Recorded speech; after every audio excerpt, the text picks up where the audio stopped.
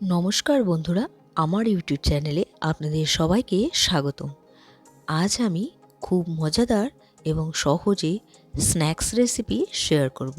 আর সেটি হলো ক্যাপসিকামের চপ। বাইরে থেকে মুচমুচে আর ভেতরটা নরম। এই চপটি বিকেলবেলা চায়ের সাথে খেতে কিন্তু দারুণ লাগে।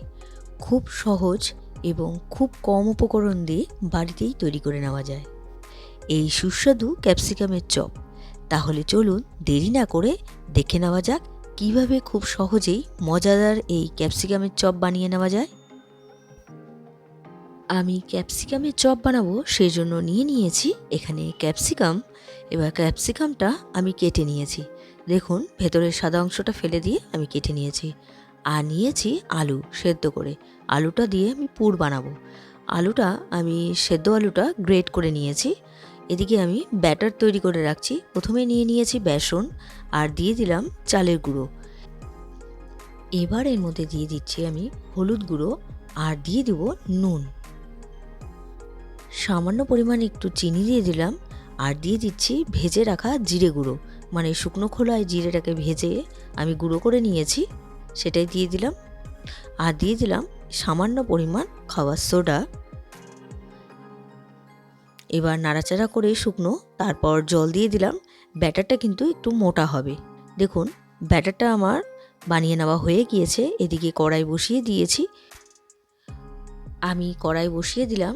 যেহেতু আমি ক্যাপসিকামের চপ বানাবো, আমি পুর ভরে বানাবো, সেই জন্য পুরটা বানানোর জন্য কড়াইতে সর্ষের তেল দিয়ে দিলাম।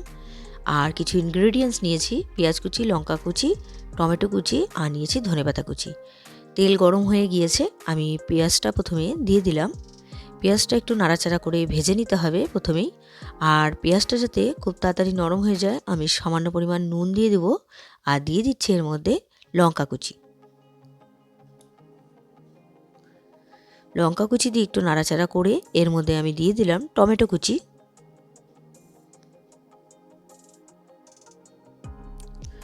টমেটো কুচি দিয়ে একটু নাড়াচাড়া করে ভেজে নিলাম। দেখুন পেঁয়াজটাও ভাজা হয়ে গিয়েছে আর টমেটোটাও নরম হয়ে গিয়েছে। এবার সেদ্ধ করে গ্রেট করে রাখা আলুগুলো দিয়ে দিচ্ছি। এবার খুব ভালো করে নাড়াচাড়া করে মিলিয়ে দিতে হবে, মানে আমি আলুর পুর বানাচ্ছি।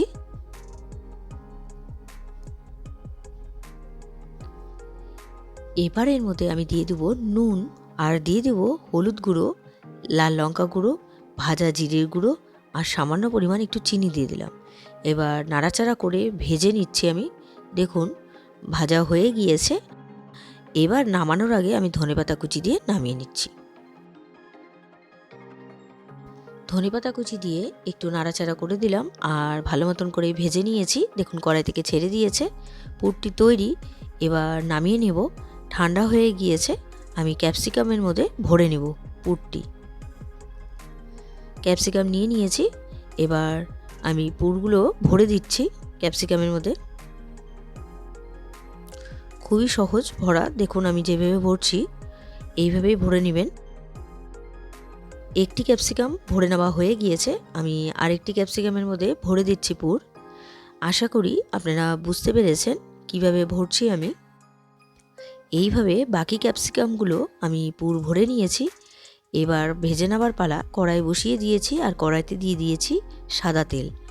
এবার আমি প্রথমেই ব্যাটার তৈরি করে রেখেছিলাম, সেই ব্যাটারের মধ্যে আমি দিয়ে দিলাম ক্যাপসিকাম, মানে পুর ভরা ক্যাপসিকামগুলো দিয়ে এবার এর মধ্যে ব্যাটারের কোট দিয়ে আমি ভেজে নেব। আগেই বলেছিলাম ব্যাটারটা একটু মোটা হবে। এইভাবে ব্যাটারটা লাগিয়ে নিতে হবে। আমি যেইভাবে লাগাচ্ছি, তেল গরম হয়ে গেছে। একে একে আমি ক্যাপসিকামের চপগুলো ভেজে নেব।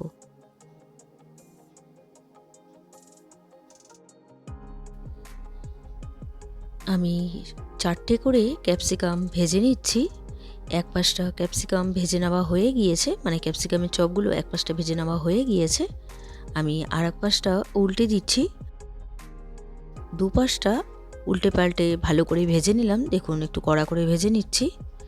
আমি ভেজে নিয়েছি, এবার নামিয়ে নিচ্ছি।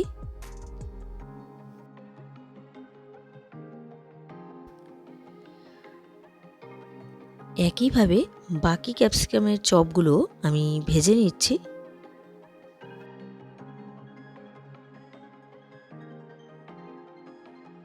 সবগুলো ক্যাপসিকামের চপ আমি ভেজে নামিয়ে নিয়েছি।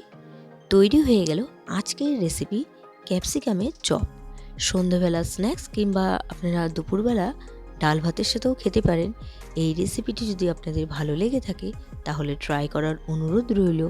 আর ভিডিওটি ভালো লাগলে like, comment, share and subscribe করতে ভুলবেন না। বাই।